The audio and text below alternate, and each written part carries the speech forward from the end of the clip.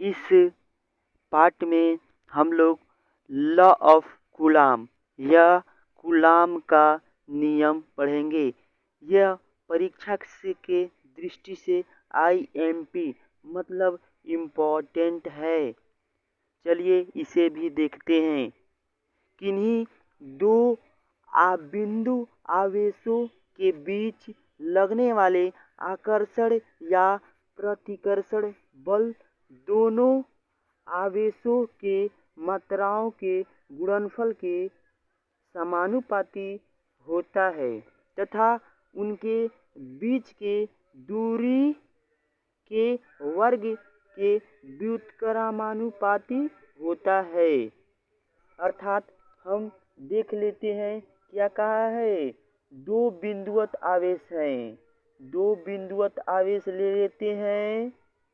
क्या दो बिंदुवत आवेश ले लेते हैं तथा इनके बीच का जो दूरी है वो r है। इनके बीच जो बल लग रहा है F लग रहा है।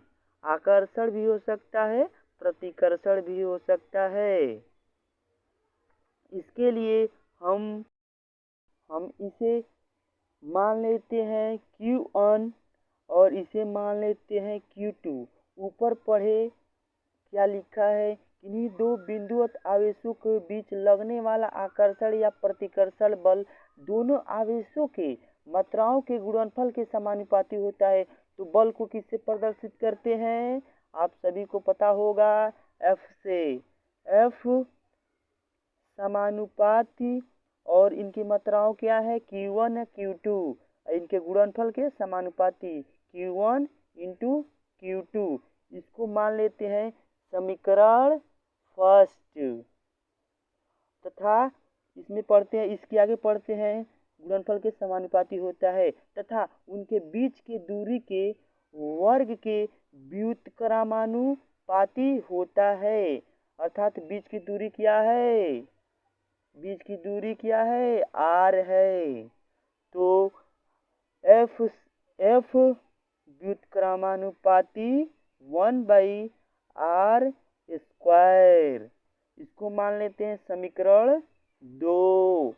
अब लिखते हैं समीकरण फर्स्ट तथा सेकेंड से। अब देखते हैं इसकी भी समानुपाती इसमें भी है, समानुपाती इसमें भी है। तो अब लिख सकते हैं F समानुपात Q1 Q2 by r square. अब इसे सॉल्व करते हैं तो देखते हैं F इक्वल टू K